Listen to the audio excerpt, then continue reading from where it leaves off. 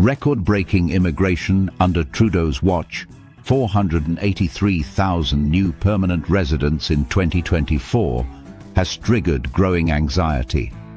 Are Canadians becoming mere spectators in their own economy and culture? Section 1. The Data Snapshot.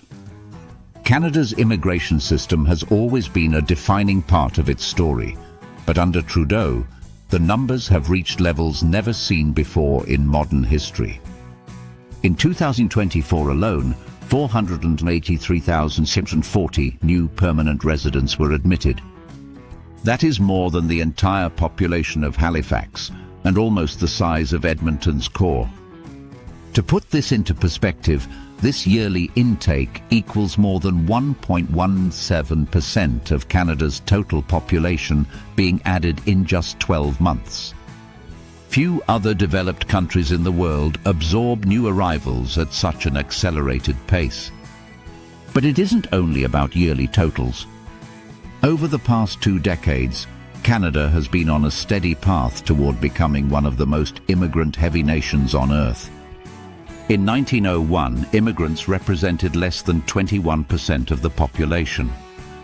By 2021, that figure had already reached 23%, and projections suggest that by 2041, between 29% and 34% of the entire population will be foreign-born.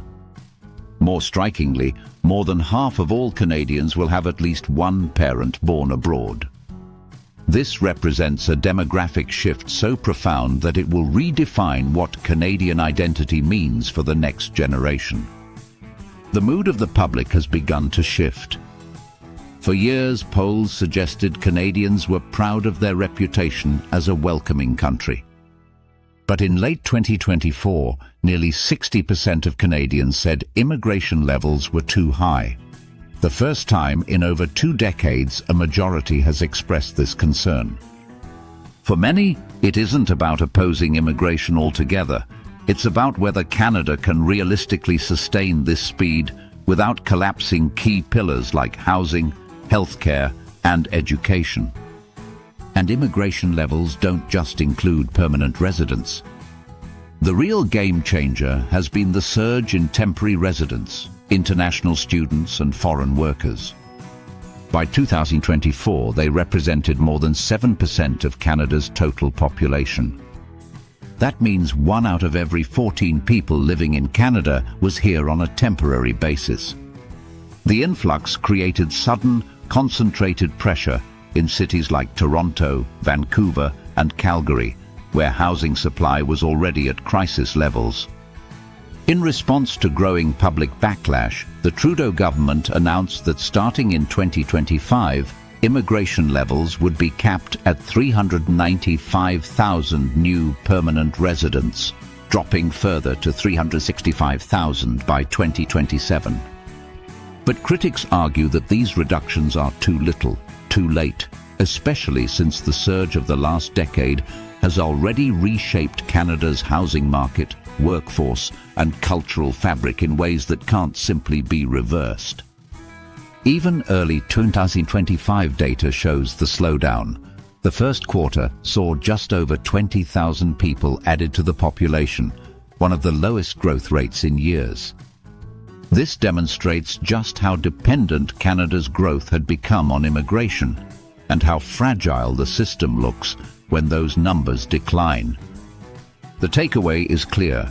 Immigration has become less about carefully building a nation and more about hitting annual targets. The raw numbers tell a story of a country changing faster than its infrastructure, economy, and citizens can keep up. Section 2. Root causes behind the flood. Why did Canada open the floodgates so wide? At the heart of Trudeau's policy was demographics. With one of the lowest fertility rates in the developed world and a rapidly aging population, Canada needed workers to support its economy and pay into tax-funded systems like healthcare and pensions. Immigration became the go-to solution to avoid a looming labor shortage and economic stagnation. But demographics tell only part of the story. Behind the official rationale was a mix of economic incentives, political strategy, and institutional reliance. The Canadian economy, heavily tied to real estate and consumer demand, needed continuous population growth. By driving up demand for housing, goods and services, immigration acted as a growth engine, even if it meant pushing ordinary Canadians out of the housing market. International students became another massive pipeline.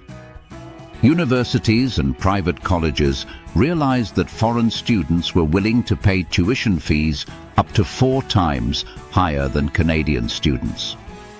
Schools began marketing education not just as a learning opportunity, but as a pathway to permanent residency. The number of study permits skyrocketed, overwhelming communities that suddenly had to house and support hundreds of thousands of students. Work permits also ballooned. From farms to fast food chains to tech firms, employers turned to foreign workers. While this addressed labor gaps in the short term, critics argue that it discouraged businesses from training Canadians or improving working conditions. For some industries, foreign labor became a cheaper and easier option. Then there's Trudeau's political strategy. Immigration became central to the Liberal Party's identity, projected as a symbol of openness, progress, and inclusivity. The government framed immigration not only as economic policy, but also as a moral stance, showcasing Canada as a model of multiculturalism. This branding worked politically, but when the numbers became unmanageable, the same narrative turned into a liability. Housing was another hidden driver. By allowing record-breaking inflows of people while housing supply lagged, immigration demand drove up property values. Developers, landlords and banks profited enormously, even as affordability for regular Canadians plummeted. Immigration, in this way, wasn't just about solving labor shortages. It became a pillar holding up Canada's real estate market. The result of these overlapping forces was policy overreach. Instead of a balanced approach, the numbers grew too high, too fast.